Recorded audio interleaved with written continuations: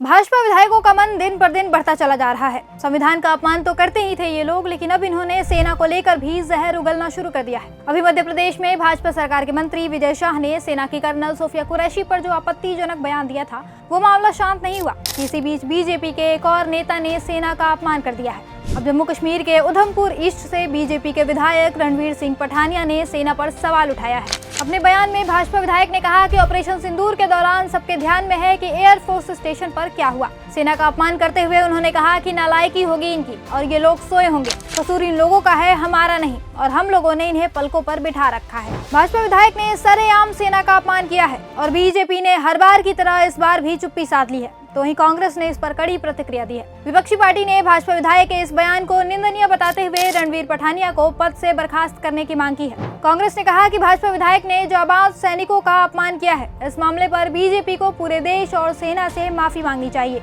और रणवीर पठानिया को अपने पद से बर्खास्त करना चाहिए। कांग्रेस ने साथ ही ये भी कहा कि अगर बीजेपी अपने विधायक रणवीर पठानिया पर कोई एक्शन नहीं लेती है तो इसे नरेंद्र मोदी और बीजेपी की सोच और बयान माना जाएगा। अब कांग्रेस ने तो प्रतिक्रिया देकर अपना मत साफ कर दिया है। पार्टी ने बता दिया है कि वो सेना का अपमान किसी भी कीमत पर बर्दाश्त नहीं करेगी। रह गई है बीजेपी। इस पर देखना होगा कि भारतीय जनता पार्टी सेना के सम्मान के लिए कुछ बोलती है या नहीं, कुछ एक्शन लेती है या नहीं, या फिर हर बार की तरह इस बार भी मौन धारण कर लेती है, जैसा कि उसने विजय शाह और मध्य प्रदेश के डिप्टी सीएम जगदीश देवड़ा के मामले में किया।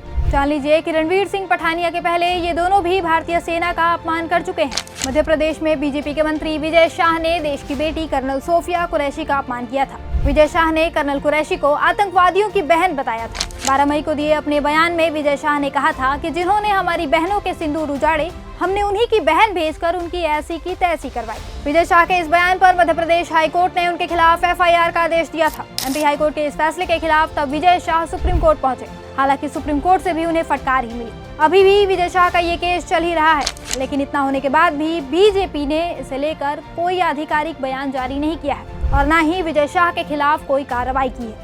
विजय शाह के बाद फिर मध्य प्रदेश के डिप्टी सीएम जगदीश देवड़ा ने भी सेना का अपमान किया। उन्होंने सेना को लेकर आपत्तिजनक बयान दिया। जगदीश देवड़ा ने कहा कि ऑपरेशन सिंदूर के लिए पूरा देश और देश की सेना पीएम मोदी के चरणों में नतमस्तक है। इस बयान पर भी देश भर में लोगों का गुस्सा फूटा। हर तरफ से लोगों ने भाजपा के इन नेताओं के खिलाफ कार्रवाई की मांग की, लेकिन मजाल है कि बीजेपी की कान पर जू तक रेंगा हो। पार्टी इन सभी बयानों पर चुप रही। साफ है कि इन लोगों को सेना के सम्मान से कोई मतलब नहीं है। इनके दिल में जाबाज सेना के लिए कोई इज्जत नहीं है। तभी तो जब जब सेना के पराक्रम का क्रेडिट लेना होता है, तब पीएम मोदी और बीजेपी आगे आ जाते हैं और लंबी लंबी फेंकते हैं। लेकिन जब उसी सेना के सम्मान पर बात आती है तो ये लोग चुप्पी साध लेते हैं।